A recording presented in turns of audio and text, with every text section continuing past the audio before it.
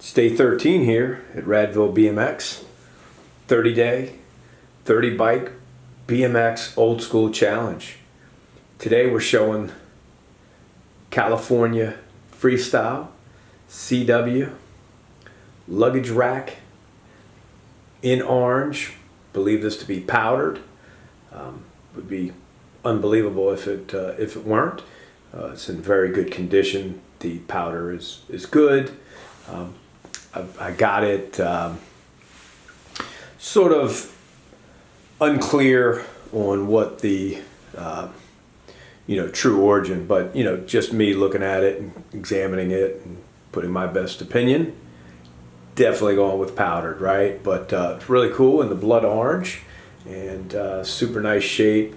Decals are good. In fact, racing decals, so that's another indicator that it's not totally correct, because it should say California Freestyle on it.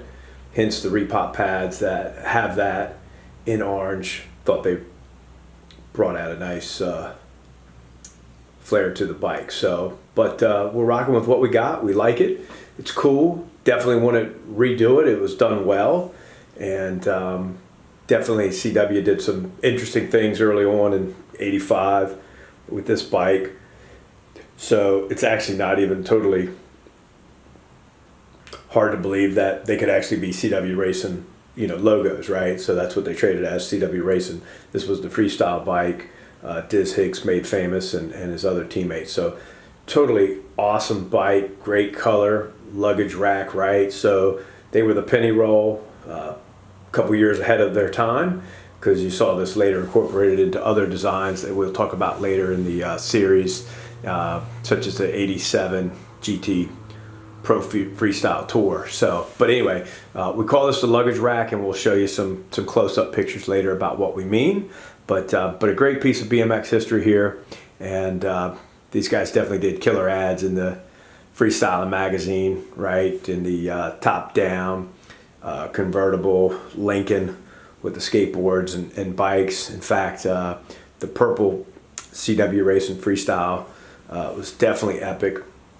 And this one is nice, right? So the orange and the purple, usually two of their brightest and best colors. But many people like, there's a lot of different colors out there that people go for, including white and chrome. So I've seen them in several of those. But for this one, we're showing you today, it's a 1985 CW Freestyle. And we're going to go top to bottom, what's right, what's wrong, and what we love about this bike and what could stand some more improvements. So definitely tried to button it up a little bit for today, because it definitely had more wrong than you see here in front of you. So be gentle, but definitely tried to come a little bit correct on it here today. So top to bottom, we have great freestyle tires, repop. Not bad, right? Got the gum walls on them, so much better than the other tires we had on there before that didn't have any sidewall to them, and just not appropriate for freestyle. You always want to see that gum wall on there. That's just a sign of the '80s, right? Kind of like white walls on a old classic 1950s Chevrolet kind of car, right? So so we like that. Upgraded that today so that you can see it here. So those are spick and span brand new tires. Haven't even rode those around the parking lot yet. On the inside is 5-star Skyways, repop. So they're going to be, I believe these are sealed bearings, and real nice. Wanted them in the gray. Thought the gray would pop with the decals, so that's why I really just left it in the orange and gray and just kind of played off of that. So real nice 5-star Skyway mags, repops on those. Moving inside to the midsection.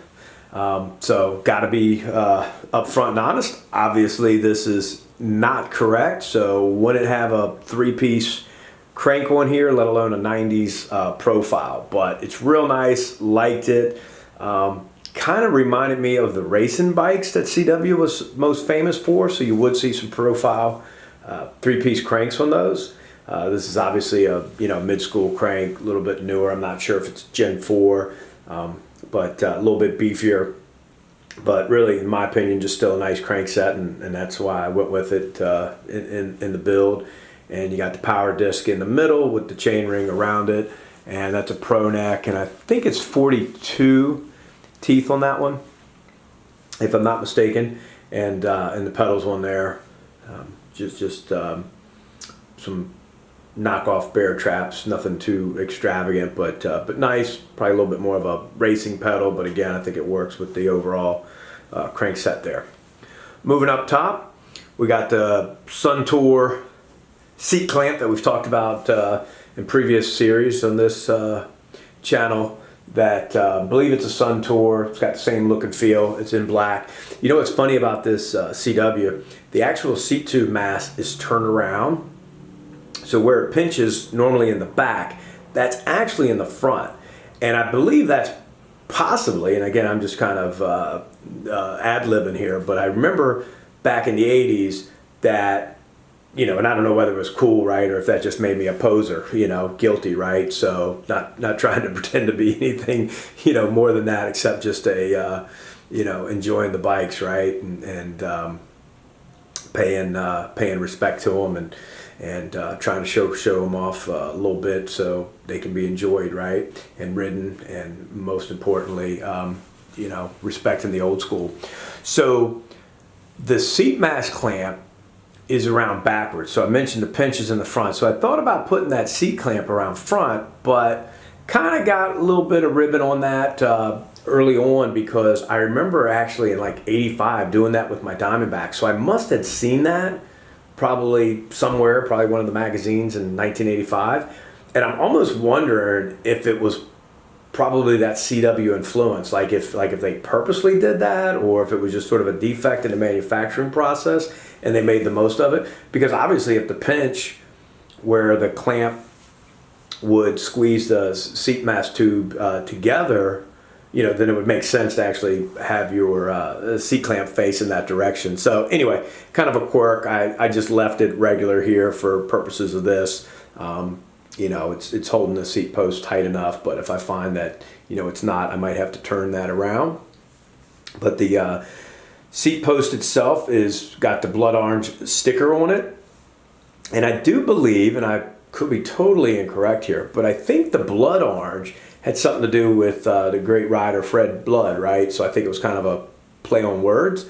What I love about it, right, is the blood oranges themselves, that, you know, the fruit, they're just most delicious. So I just love the blood orange, and I thought that was so cool, such a good play on that. You know, having been to Sicily and had some blood oranges, they're just absolutely delicious. And so thought that was cool, because this bike really, to me, is just super cool. Wanted something in the orange, bright orange, neon like this, and so this CW definitely fit the bill. Moving up to the saddle, we got a CW stamp on there, so that seems to be pretty appropriate, pretty correct for the era, you know, 85, 86, 87, somewhere around there. A little hard to come by those CW seats, so happy with that one. Moving up front, again with the gray Skyway mags and the gray tires, with the Diacomp 880 brake in the front, routed with the cable through the POTS mod. Definitely set up the cables, got gray going on with those, and I think we got a 900 or approximate Diacomp in the rear as well. Both legit, both old. Definitely old in the back. The rear one is 85. I'll show some pictures in a quick edit of close-ups and so forth. So anyway, moving up top, got the headset. I believe that to be a bear trap. Not particularly sure it's any famous headset. Probably just a bear trap, like I mentioned. And then like this with the rotor. So we did go ahead and set up the rotor today, although we still need the little widget that would hold the bottom part close to the stem. As we saw earlier in the series with the Schwinn Predator, they actually had one welded into the head tube. This one does not, so you would have an attachment that would either fit below the cup headset or somewhere on the stem within the headset. So I'll probably go with that later edition, because the stem itself actually has the hole for the rear rotor cable to go through the stem. So it has a POTS mod and the rear. So that's an ACS rotor stem.